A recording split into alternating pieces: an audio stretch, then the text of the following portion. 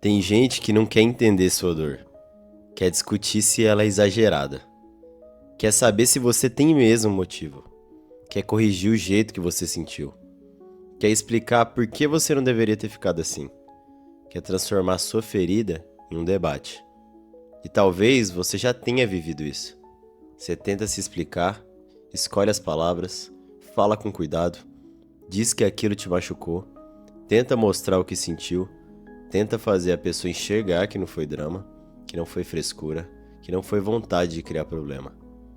Mas, em vez de ser ouvido, você é questionado. Mas também não foi bem assim. Você entendeu errado, você é sensível demais, você sempre leva tudo para esse lado. Você tá exagerando. E aí acontece uma coisa silenciosa. Você não tá mais só tentando explicar sua dor. Você começa a provar que tem direito de sentir. E quando sua dor precisa virar prova para ser respeitada, talvez você já esteja tentando ser compreendido no lugar errado. A dor, ela não quer só solução. Muitas vezes ela quer uma testemunha. Quando algo te machuca, uma parte de você quer que alguém olhe e diga: eu te entendi. Faz sentido isso ter doído. Eu consigo imaginar como foi pesado. E isso é humano. Ninguém quer se sentir sozinho dentro da própria dor. Ninguém quer carregar uma ferida e ainda precisar convencer o mundo que ela existe. Por isso, quando alguém importante não escuta, machuca mais. Não é só a situação, é a segunda dor. É a dor de não ter sido acolhido depois de já ter sido ferido. E por que queremos tanto ser entendidos? E é aí que muita gente começa a se explicar demais. Não porque gosta de discutir, mas porque ainda espera que em algum momento a pessoa vai te entender.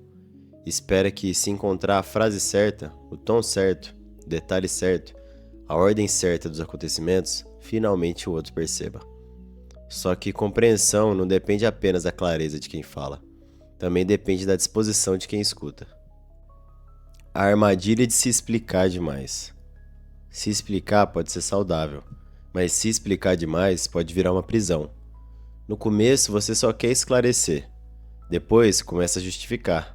Depois começa a se defender. Depois você começa a pedir desculpa por ter sentido. Depois começa a diminuir o que te machucou para não parecer intenso demais. Aí você diz: não é que eu esteja cobrando, não é que eu queira brigar, não é que eu seja sensível demais, não é que eu esteja tentando te culpar. Eu só queria que você me entendesse. E quando você percebe, você está fazendo um trabalho emocional gigante para alguém que oferece o mínimo de escuta.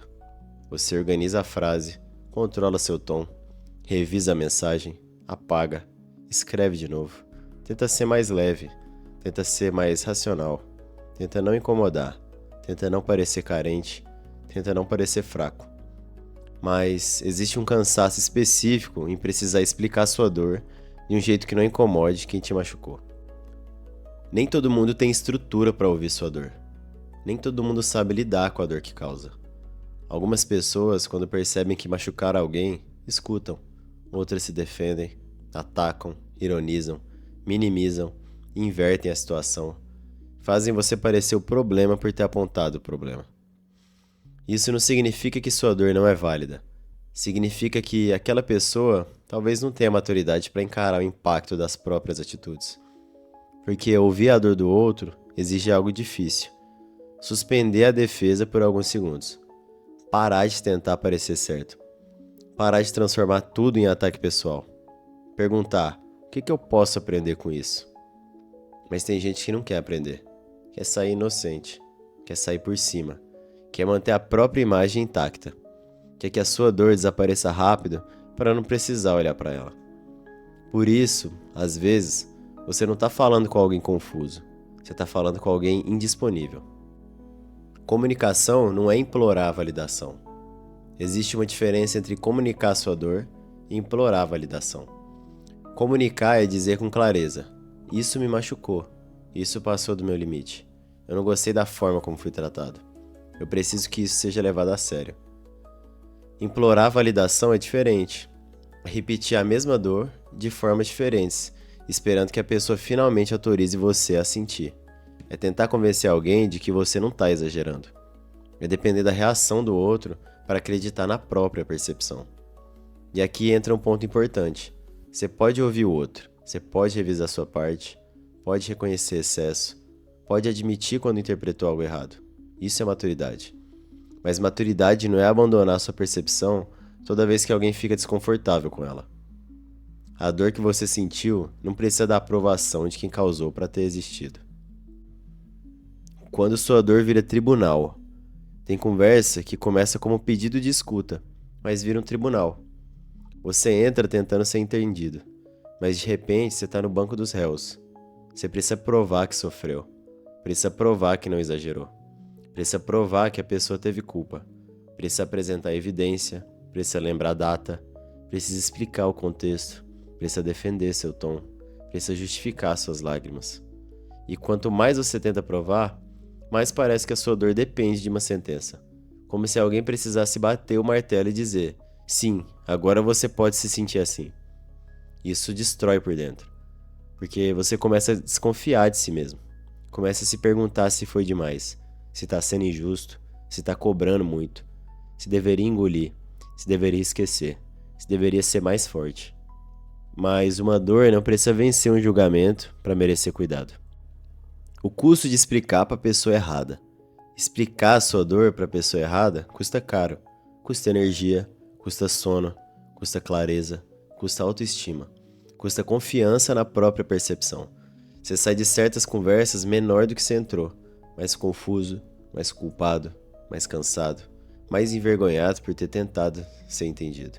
E esse é um sinal importante, porque uma conversa difícil ela pode até ser desconfortável, mas ela não deveria destruir sua dignidade. Quando alguém realmente quer te escutar, você não precisa fazer malabarismo emocional para provar que tá doendo. A pessoa pode não concordar com tudo, pode ter outra visão, pode trazer a parte dela, mas existe respeito, existe presença, existe uma tentativa real de entender. Quem quer te ouvir faz perguntas, quem quer vencer te interroga. Explica uma vez, observa o padrão. Então, o que fazer? Primeiro, explica uma vez com clareza. Não com ataque, não com indireta, não tentando humilhar, não fazendo discurso para vencer. Apenas diga o que você sentiu, o que aconteceu, o que aquilo gerou em você e qual limite precisa existir dali para frente. Depois, observa. Observa se a pessoa tenta te entender ou apenas se defender. Observa se ela reconhece algo ou transforma tudo em culpa sua. Observa se ela muda as atitudes ou só muda palavras por alguns dias. Observe se existe cuidado ou apenas medo de perder acesso a você. A resposta de verdade quase nunca está só no que a pessoa fala. Está no padrão depois da conversa. Porque pedir desculpa é fácil, criar consciência é mais difícil. Explica uma vez, o resto, observa. Limite não é frieza. Parar de explicar não significa virar frio. Não significa guardar tudo. Não significa nunca falar o que sente. Não significa punir o outro com silêncio.